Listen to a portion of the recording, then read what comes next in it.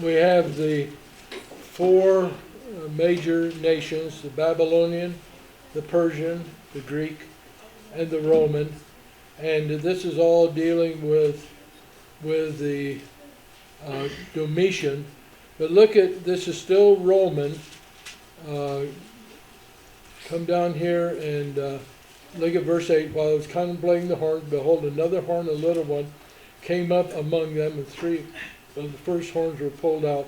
When you're in the Revelation, we'll find out that those three horns that are pulled out belong to three usurpers to the being Caesar. Galba, Otho, and Vitellius are their names.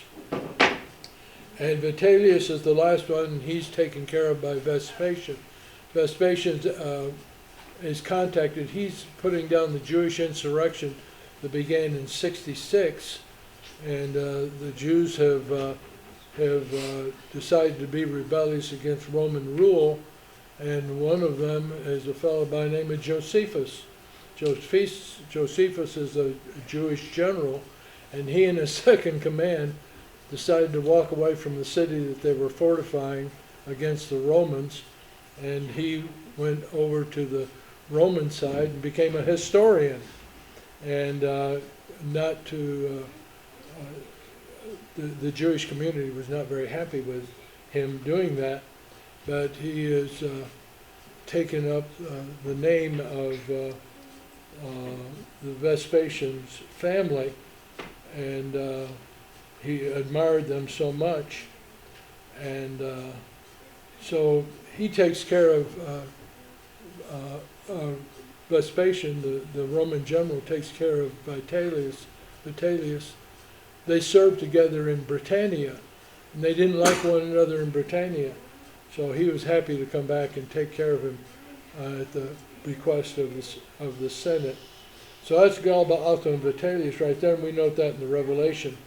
Out by the roots before him, behold, this horn possessed eyes like the eyes of a man, mouth uttering great boasts. I kept looking until thrones were set up, and the Ancient of Days took his seat.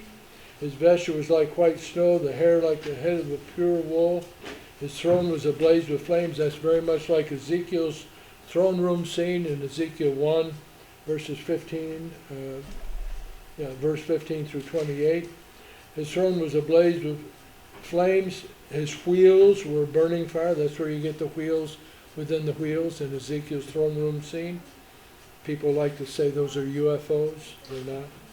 A river of fire was flowing and coming out from before him. Thousands upon thousands were attending him. Myriads upon myriads were standing before him. The court sat. The books were open.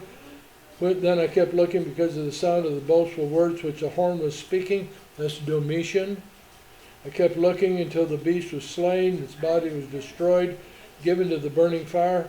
As for the rest of the beasts, their dominion was taken away. Extension of life was granted to them for an appointed period of time. I kept looking in the night vision, and behold, with the clouds of heaven, one like a son of man. There's the Christ right there. So the Ancient of Days is, in our terminology, is the Father. And the Son comes up to him, came up to the Ancient of Days, presented before him. To him was given dominion, glory, and a kingdom, that all the peoples, nations, and men of every language might serve him. His dominion is an everlasting dominion. That takes you back to Daniel 2, verse 44. That kingdom, which will not pass away. His kingdom is one which will not be destroyed. As for me, Daniel, my spirit was distressed within me, and the visions of my mind kept alarming me. I approached one of those who were standing by and began asking him the exact meaning of all this. And so then he goes and explains it just pretty much the way that I've noted for you. Meaning of the 10 horns, verse 20, and the other horn which came up, that's Domitian, which 3 of them fell, namely, that horn which had eyes and mouth, uttering great boasts. Verse 21, I kept looking, horn was waging war with the saints and overpowering them, until the Ancient of Days came. That takes you to Revelation 11, and verse 15. Judgment was passed in favor of the saints of the highest one, and the time arrived when the saints took possession of the kingdom. Saints took possession of the Roman kingdom is the idea right there. So you've got 2 kingdoms running parallel to one another. One is the kingdom of Christ, and the other is the kingdom of Rome. And the one that God removes is not the kingdom of Christ, but the kingdom of Rome. So, whereas the Babylonians took over from the Assyrians, and the Persians took over from the Babylonians, and the Persians were taken over by the Greeks, and the Greeks were taken over by the Romans, and when you put it in animal form, you've got one eating the other, and you are what you ate. The kingdoms keep getting bigger and bigger and bigger as you finally come down to the Roman kingdom, which is a worldwide, at least worldwide for the people of that time, a worldwide kingdom. And so that's the terminology that's being used here.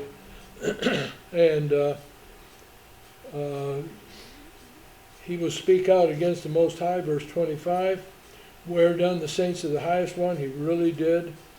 He will intend to make alterations in times and in law. They will be given into his hand for times, and half a time. There's another number right there that I didn't note for you before. It's the number 3.5.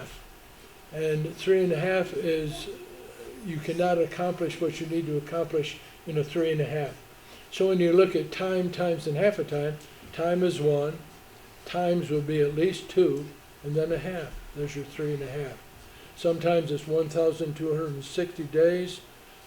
Sometimes it's like a 3.5 months, or time times and half a time. The court will sit for judgment. His dominion will be taken away, annihilated, and destroyed forever. That's the end of the Roman Empire. So we see the end of the Roman Empire right there in chapter 7. So that's filling in the material between the Old Testament and the New Testament. And then we jump down in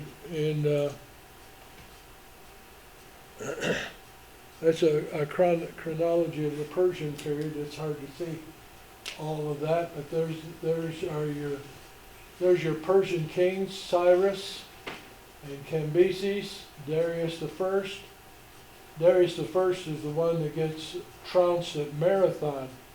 And you remember the runner who runs from Marathon, the Battle of Marathon, down to Athens to announce the victory, and he cries out one word. What is it? Nike. Victory. And dies. That run did him in. But it notes the measurement of the modern marathon from the Battle of Marathon down to Athens. And that's what that's based upon. Xerxes, that's a husband of Esther right there. Artaxerxes is in the time of Nehemiah. Nehemiah goes back to rebuild the wall and to rebuild the gates of the city. Ezra has been there, came back with a second return, and they rebuilt the temple. Haggai and Zechariah are post-exilic prophets that talk about rebuild the temple. Malachi, of course, gives you your John the Baptist, and it's written in, wait for it, didactic dialectic method. That's fancy, isn't it? That's the book of Malachi. No other writing. It's the proper writing of the scribes of the time. They wrote in the didactic dialectic. And that takes just a little bit of looking at. But it's the argumentation that's used in the writing. And that talks about John the Baptist. And then all of these down, we come down to Alexander, and that's going to be the end of the Persian Empire right there. And it is Darius III that he goes after. Darius III gets away from him, but his attendants kill him, thinking that they'll please Alexander. Alexander wanted to capture him alive. He wanted to befriend him. Mortal enemy, befriended. Strange. God rules the nations. This is the book of Daniel, chapter 2, chapter 7, chapter 8. We've got in chapter 2 the head of gold, shoulders of silver, belly of bronze, legs and feet of iron and clay. We've got Babylon, Medo-Persia, Greece, and Rome. Come over to 7, chapter 7, you've got the lion is Babylon, the bear is Medo-Persia, The leopard is Greece, and the terrifying beast, he can't even identify what the beast looks like.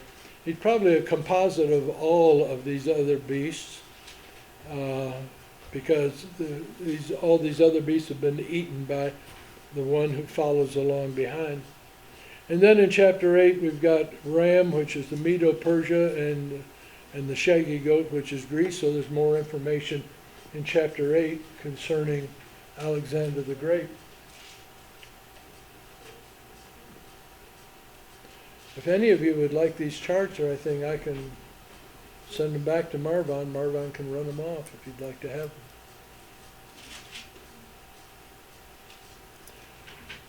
them. Okay, this is looking at, go back here.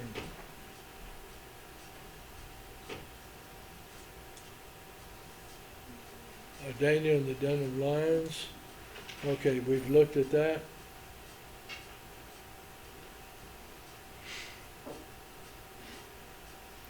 Five miraculous visions revealed through Daniel, chapter 7, 1 through 12, 13. So this is that last portion of the book of Daniel.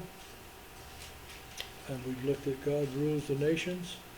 And here are these kingdoms seen by the artist. The lion with wings, and then the bear. I have no idea what the three ribs in the mouth are. Then this would be Alexander, and you find the leopard, a very swift moving animal, very quick animal. I don't think they even knew anything about cheetahs at the time. But the leopard was something to be admired. I read a hunting magazine one time, and a white hunter out of Africa said, if you ever shoot a leopard and wound it, it's going to be looking for you. He said, I think I would rather grab a hold of a moving chainsaw than go after a leopard that's been wounded. So they're really well known for ferocity, and among the ancients too. But that would be Alexander, that would be the Grecian Empire right there. Just another artist rendition. And then the terrifying beast, and you see the terrifying beast is made up as a composite of all these others that went down before it. And there's the little horn, the big mouthed little horn. And the throne of God. That's very Ezekiel. A judgment scene can be seen when you're looking at the temple.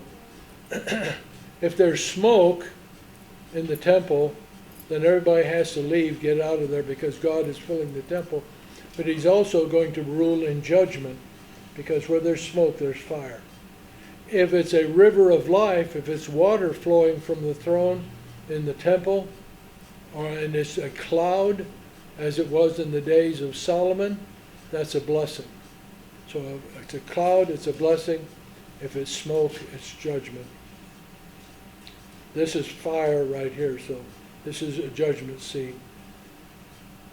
And they want to make it look like people think Jesus looked like. He just didn't look like that. That's just our view. John the Baptist, when he first sees the crowd where Jesus is standing in the crowd, he can't even figure out who he is. He doesn't identify him in the crowd because he looks like any other Jew of his day. And the average Jew of his day, the average ancient of that day, had a 25-year lifespan. And that was because of such a high mortality rate among women and pregnant women and babies of the time. Now, were there people that lived beyond 25 years of age? Yeah, there were. But if you're looking at insurance actuary tables, it would be 25. We're in the, 70s or late 70s, as far as men and women. And today, but back then, people just didn't live long. Farm accidents many times were fatal. I mean, a cut was fatal. What are you going to do when you get an infection? What are you going to do? Well, the Egyptians put donkey dung, and people were dying left and right. Well, obviously that doesn't work. But the Egyptians medically knew how to cut into a skull to release headaches. Really? To release headaches. But they put the piece of skull back in and the person lived, because they've got skulls where that square was taken out and obviously put back in because it mended itself into the skull. But that's what physicians were like in those days. And Luke was a physician, and we don't know anything about medically what he did, but some of it was pretty sophisticated, and some of it was just absolutely dangerous. So, anyway, looking at this chapter 8, in the 3rd year of the reign of Belshazzar, the king, a vision appeared to me, Daniel, subsequent to the one which appeared to me previously. That's a nice way of saying 7 comes before 8. And I looked, of course, there are no 7 and 8 in the original manuscripts. Manuscripts do not have verses, do not have chapters. It's just line after line after line. And I looked in the vision, it came about while I was looking that I was in the citadel of Susa, that's the Persian capital, which is in the province of Elam. And I looked in the vision, and I myself was beside the Ulai canal. Then I lifted my gaze and looked, and behold, a ram which had 2 horns was standing in front of the canal. Now the 2 horns were long, but one was longer than the other, with the longer one coming up last. This is Medo-Persia right here. And I saw the ram butting westward, northward, and southward. The Persian Empire expanded over the world. No other beast could stand before him, nor was there any one to rescue from his power. But he did as he pleased and magnified himself. While I was observing, behold, a male goat was coming from the west over the surface of the whole earth without touching the ground. And the goat had a conspicuous horn between his eyes. This is Alexander the Great, coming to take care of the Persian Empire. He came up to the ram that had the 2 horns, which I had seen standing in front of the canal, and rushed at him in his mighty wrath. Saw him come beside the ram, and he was enraged with him, and he struck the ram and shattered his 2 horns, and the ram had no strength to withstand him, so he hurled him to the ground and trampled on him, and there was none to rescue the ram from his power. And so it goes on to talk about what has come as a result of Alexander. When Alexander died, his kingdom was divided up. I don't know what all this is going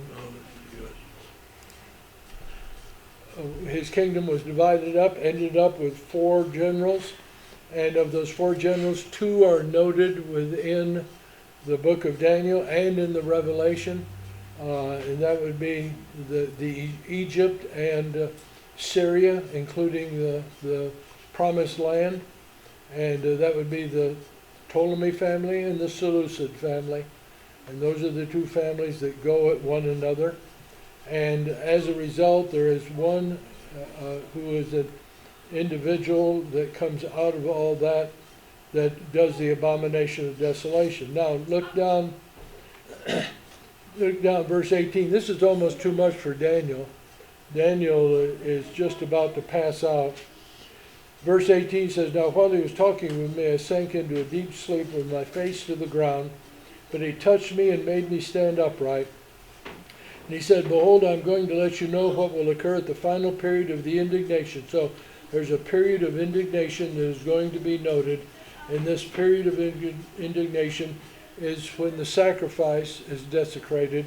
The pig is put on the altar, and that's a big deal for the Jews, and this still lies ahead. Daniel's not going to see this. The ram which you saw, verse 20, with the 2 horns represents the kings of Media and Persia, and the shaggy goat represents the kingdom of Greece, and the large horn that is between his eyes is the first king, that's Alexander the Great. And the broken horn and the 4 horns that arose in its place represent 4 kingdoms which will arise from his nation, although not with his power. And in the latter period of their rule, those are the kings of verse 22, when the transgressors have run their course and don't know whether he's talking about Jews or Greeks, a king will arise. That's Antiochus Epiphanes. That's the one who desecrates the temple. Insolent and skilled in intrigue. And his power will be mighty, but not by his own power. He will destroy to an extraordinary degree and prosper and perform his will. He will destroy mighty men and the holy people, and through his shrewdness he will cause deceit to succeed by his influence. He will magnify himself in his heart. He will destroy many while they are at ease. He will even oppose the prince of princes, God, and that's God. But he will be broken without human agency. Have no idea how he dies. And the vision of the evenings and mornings which has been told is true, but keep the vision secret. There's, again, conceal the writing. It pertains, right here, verse 26, it pertains to many days in the future. Now, many days in the future, we've got a pretty good idea of what they are.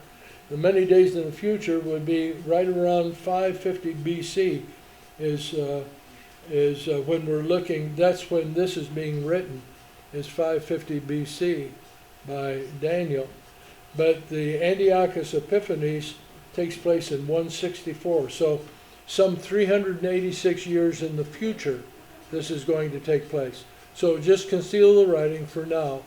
And then as we get closer to the 386 year time frame, this is all going to start making sense. It's just not going to make sense. And it may be God is concerned that if he presents so much of this material that it confuses the people, that they won't get anything out of it at all. So the idea is, I'm just going to reveal this a little bit to you and note in very figurative form what it means, but it's off in the future, and this is a writing that's going to last during that time period. Now, when you find the Jews going off into Babylonian captivity and coming back, they carry all their writings with them. So they have all these writings, and they study these writings. And they then make commentary, like the Talmud. And the Talmud is one huge commentary that is full of opinion.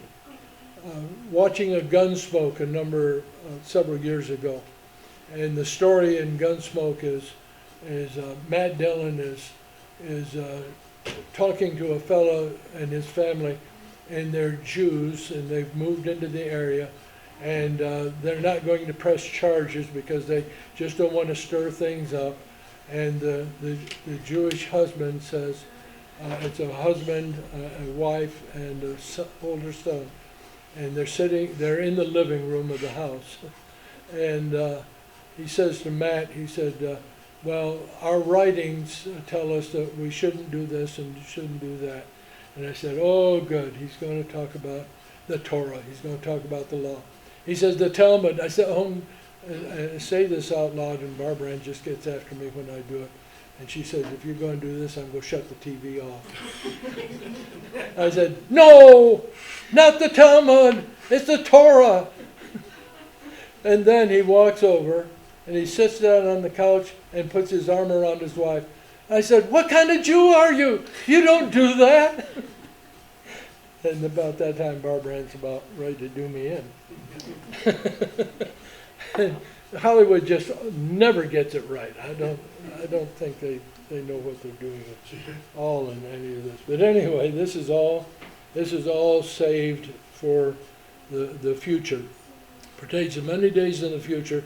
Verse 27, then I, Daniel, was exhausted and sick for days. Then I got up again, carried on the king's business, but I was astounded at the vision. There was none to explain it. So that's all about Antiochus Epiphanes. So we come down, and this is the way it looked as all of this was taking place, and the he-goat and the ram going at one another, and that's the way that is noted. That's chapter 7, and chapter 8, rather.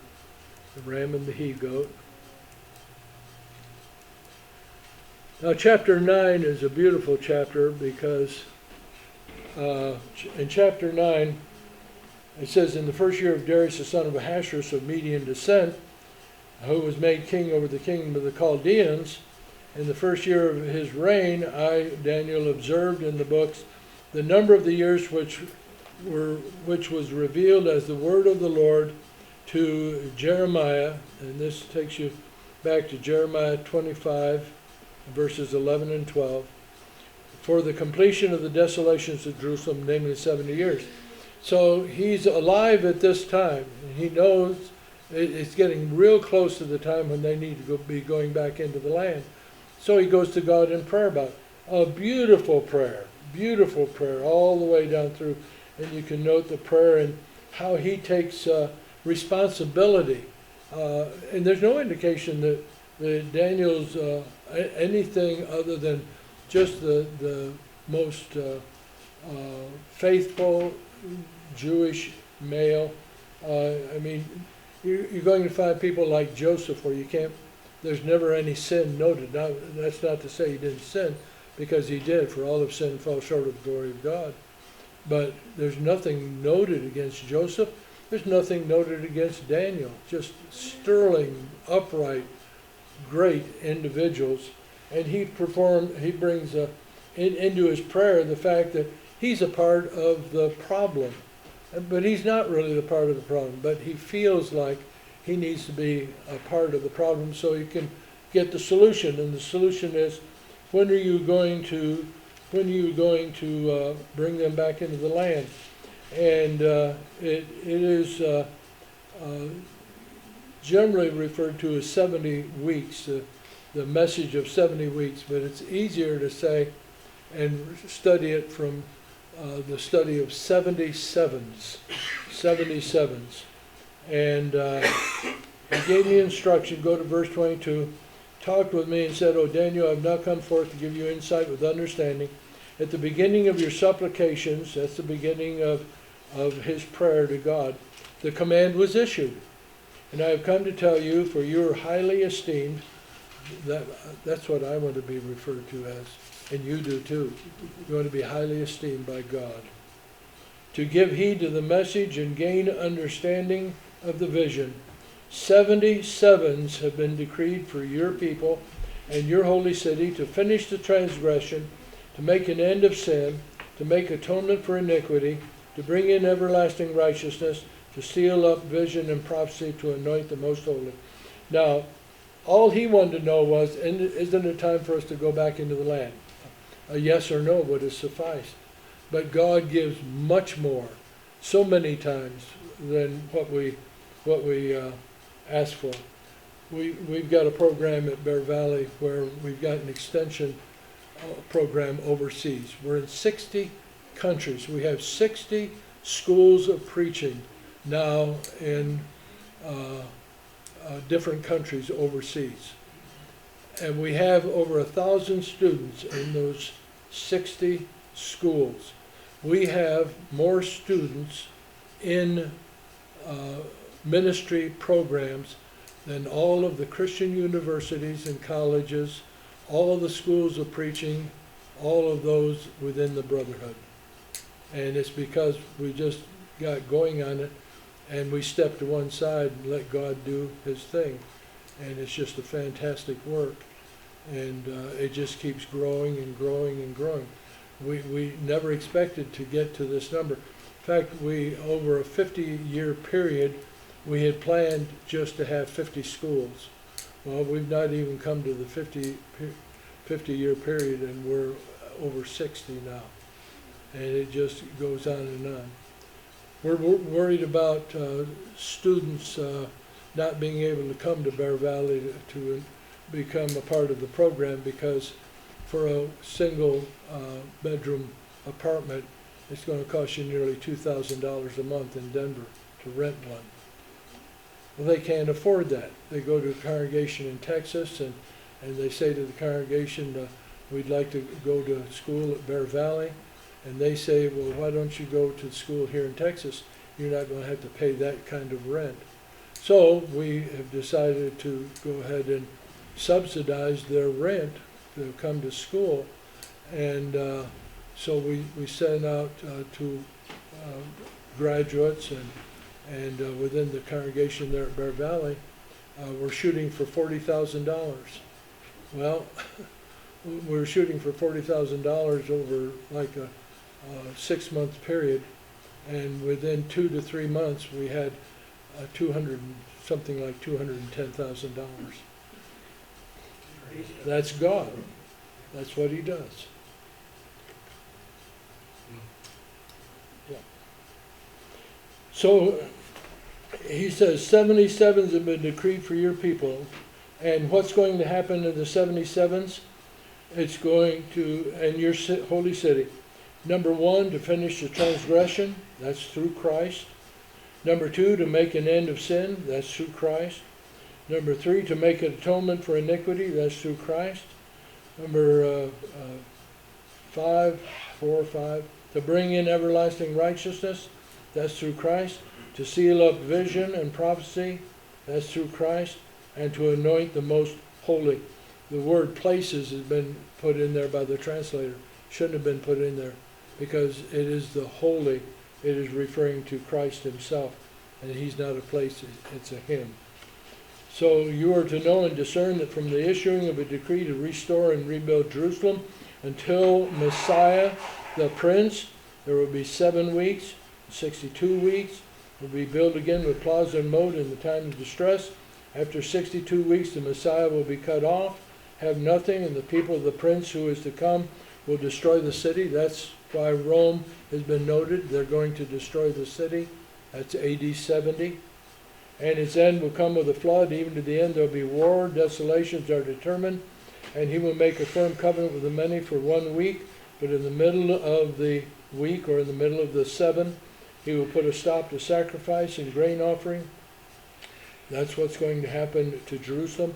And on the wing of abominations, it's probably the pinnacle of the temple we saw during the tempting of Jesus back in Matthew 4 in verse 5. Will come one who makes desolate, even till the complete destruction. That's Rome. One is decreed, is poured out on the one who makes desolate. So there's going to be a decree that will come forth from God that will note the destruction of the Roman Empire. And of course, that's the book of Revelation right there. So chapter 10 goes on to note, and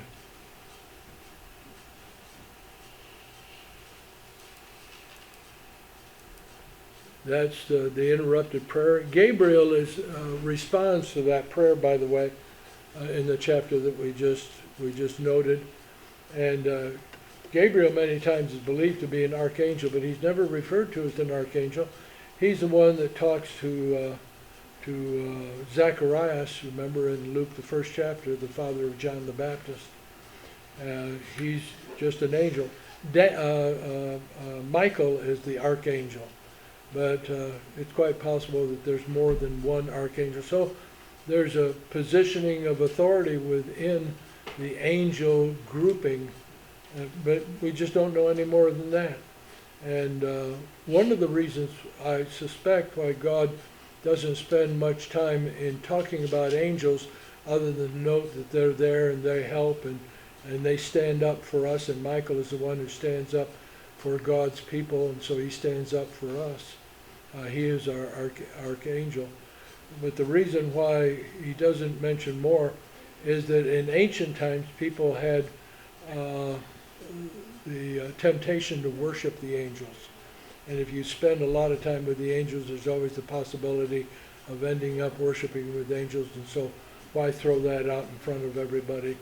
And again, you're going to have to increase the size of the writing. And as I said before, you need a forklift truck to bring it to Bible class. And so that's just not done. But it's interesting.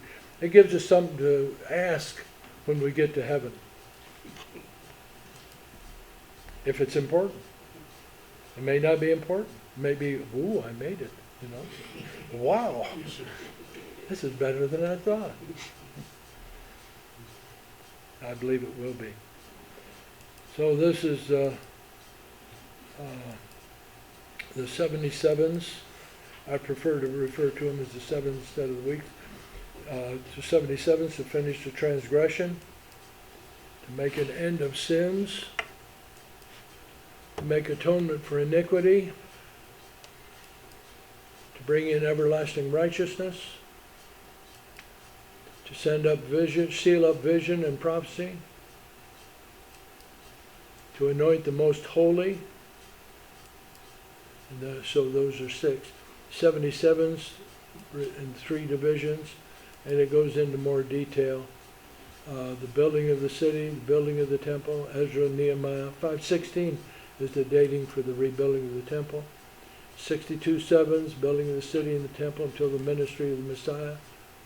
And it looks confusing to us. I think when you put it in outline form, makes it a little bit easier to understand. And we've not given it justice in all of this. Messiah will be cut off. People of the prince who is to come will destroy the city and the sanctuary, and they themselves will be destroyed. That's the end of the Roman Empire. Chapters 10:1 through 11:1, the man in linen. And of course, the artist has to always make it like we think the Christ looks like. Introduction to the vision, even a great warfare. How many of you have been watching Chosen? Have you been watching Chosen on TV? Yeah, it's very accurate. It's very accurate, especially in the way people look, and they look Mediterranean, and that's the way they all look.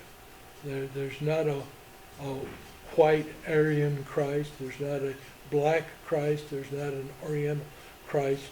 There is a Mediterranean Christ, and he looks just like any other Jew of his day. And the average male stood about 5'4". They were not a tall people at all. That's why when you're looking at King Saul, he's head and shoulders above the rest, and that may mean that he still was less than 6 foot. And so they were shorter. There were just a number of things about them that as I said before, John the Baptist couldn't even pick him out of the crowd because he looked just like anybody else. Now, when he opens his mouth and starts talking, that's when it's different, you know. I mean, he's not like anybody else. He's a breath of fresh air, and but up to that point, he looks like just like anybody else. And every once in a while I see supposedly a picture of the Christ where he's thrown his head back and he's got his mouth open and he's laughing hilariously. Not necessarily typically Mediterranean, so probably not, but certainly had a sense of humor and a sense of enjoyment and so many things. I believe we'd be extremely comfortable around him in his physical form. And that means that the Father and the Holy Spirit are exactly the same. If it had been the Holy Spirit who had come to die on the cross, it would be just exactly what you find in Jesus. Yeah. We could go on and on about that, couldn't we? Good stuff. So chapter 10 is the coming of deity. He comes and talks to him. We'll just note a little bit of it here. In the 3rd year of Cyrus, king of Persia, a message was revealed to Daniel, who was named Belteshazzar, and the message was true and one of great conflict. But he understood the message and had an understanding of the vision. In those days, I, Daniel, actually he's talking in the 3rd person, which is interesting. He's writing it down, talking like Daniel's somebody else, but sometimes that's done that way. In those days, I, Daniel, had been mourning for 3 entire weeks, did not eat any tasty food, nor did meat or wine enter my mouth, nor did I use any ointment at all until the entire 3 weeks were completed. On the 24th day of the 1st month, while I was by the bank of the great river, that is the Tigris, I lifted up my eyes and looked, and behold, there was a certain man dressed in linen, whose waist was girded with a belt of pure gold of Uphaz. His body was also like beryl. His face had the appearance of lightning, His eyes were like flaming torches, his arms and feet like the gleam of polished bronze, and the sound of his words like the sound of a tumult. If you compare that with Revelation 1, verses 13 through 16, that is the resurrected Christ in the Revelation scene. This would be the pre-incarnate Christ in Daniel's scene. I believe it's the same individual.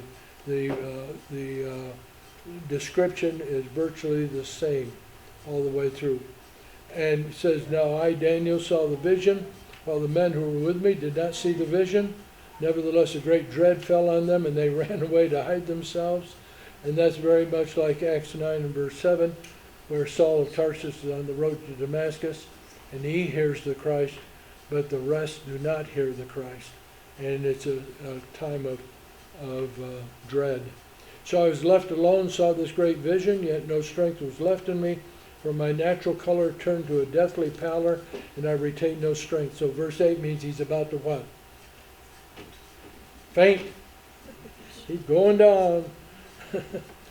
But I heard the sound of his words in verse 9, and as soon as I heard the sound of his words, I fell into a deep sleep with my face to the ground. Behold, a hand touched me, set me trembling on my hands and knees, and he said to me, "O Daniel, man of high esteem, understand the words I'm about to tell you. Stand upright, for I have now been sent to you." And when he had spoken this word to me, I stood up trembling. Now, the rest of it, we're not going to be able to get into it. The rest of it deals with spiritual warfare. And the indication is that while the warfare is taking place physically, there's a spiritual side to that warfare that's going on. And one of those sides is God's side. And it really notes passages like 2 Kings 6, where Elisha and Gehazi are in a town called Dothan, and when Gehazi goes out, the Syrian chariots have surrounded the city. They're trying to get a hold of Elisha, and Gehazi goes running back in the town, and Elisha gets the Lord to open up his eyes, and when the servant looks out, there's a line of chariots of fire. God's army is surrounding, and Elisha says, "Those who are with us are greater than those who are with them." So that opens up all sorts of interesting thought, and the Lord does not expand upon it. He just sort of tempts us with that and lets it go. That if you want to have more information, you're going to have to answer the Lord. But it's really an interesting section right here in chapter 10. Chapter 11 is probably the most difficult part of all of the book of Daniel, because it is dealing with, and there's the great warfare, 3 kings, the mighty king. Look at chapter 11, verse 1. "In the first year of Darius the Mede, I arose to be an encouragement, protection for him." And now I'm going to tell you, now this is still the pre-incarnate Christ who is talking in chapter 10. So it's a bad chapter break because chapter 11, verse 1 is really a parenthetical statement that connects with verse 21 of chapter 10. "In the first year of Darius the Mede, I arose to be an encouragement, protection for him." He just sort of throws that in. Very typical, throwing in a topic where you wouldn't expect the topic to be there. Why did he say that? He just felt like he needed to get that in. "And now I'm going to tell you the truth. Behold, 3 more kings are going to arise in Persia. Then a 4th will gain far more riches than all of them." That's Xerxes. That's the husband of Esther. "As soon as he becomes strong through his riches, he will arouse the whole empire against the realm of Greece." Yeah, we know all about that. 300 Spartans at Thermopylae, the sea battle of Thermopolis, the defeat of the Persians. "And a mighty king will arise." That's Alexander the Great. Verse 3, "who will rule with great authority, do as he pleases." And then it goes down and it breaks it down into the 2 families. One family in Egypt, the Ptolemies. One family in Syria, the Seleucids. And our old bad guy, uh, Antiochus Epiphanes. But it's like a big soap opera. The whole thing is like a big soap opera. And finally, I had to sit down one time and just say, I've got to figure this thing out. Kings of the South and the Kings of the North. And so I wrote that all out. That's my handwritten note as to how all that works. And then I went to Will Durant's writing on the history of civilization, went into the Greek section, and it was just almost, it wasn't word for word, but all of these individuals came to life in his writing, where he went into depth concerning who these individuals are, and it just lines up perfectly. And liberal scholarship does not like this. It just can't be. It can't be Daniel. Well, yes it can, because it was revealed to Daniel, and Daniel was told to conceal the writing. So that really gets complicated right there, of all of that. But it all comes down to this: the pig on the altar, the desecration of the temple. Just a horrible thought to the Jewish mind. But it's coming. The Greeks are going to do you no favor. The Greeks had a tendency to Hellenize the whole world. A Hellenization is the Greek movement to make everybody speak the same language, Koine Greek, and for everybody to worship the same gods and the same way of life. And they believe so strongly in that it doesn't even come to a conclusion when the Romans take over. Part of the fall of the Roman Empire is due to Greek philosophy. So if you're looking at philosophy, it's going to have the Greeks' stamp of approval on philosophy, the gods and the goddesses and all of that, and really an extremely corrupt way of life, which then translated into the Roman life, which was an extremely corrupt way of life. Not necessarily for the poor laborer who from sunrise to sunset labored every day, but certainly to the wealthy of the people of Rome and certainly the people of Greece. And so that's all of that. And then there is in chapter 11, 36 through 45, that is really not any longer referring to Antiochus Epiphanes. It's Antiochus Epiphanes right down through here. It matches up with the history books. In verse 36, then the king will do as he pleases. He will exalt, magnify himself. Actually, he switched kings right here on us. And from this point on, it's Roman Empire. Roman Empire all the way down through, right down into chapter 12. It's still Roman Empire. Chapter 12, verse 1, at that time, Michael, the great prince who stands guard over the sons of your people, will arise. He's our great prince. And there will be a time of distress such as never occurred since there was a nation until that time. That time your people, everyone who is found written in the book, will be rescued. Many of those who sleep in the dust of the ground will awake. These to everlasting life, that's the righteous. But the others to disgrace and everlasting contempt, that's the unrighteous. That's resurrection. And that's probably some of the best passages you'll ever find in all of the Old Testament concerning resurrection. It's not until you get to the New Testament that you get involved in resurrection. And so that continues down through, and it is Roman Empire, attempted destruction of the church, and it's just a big writing of warning to the people of God that this is coming in the future, and be ready for it. And there you have it.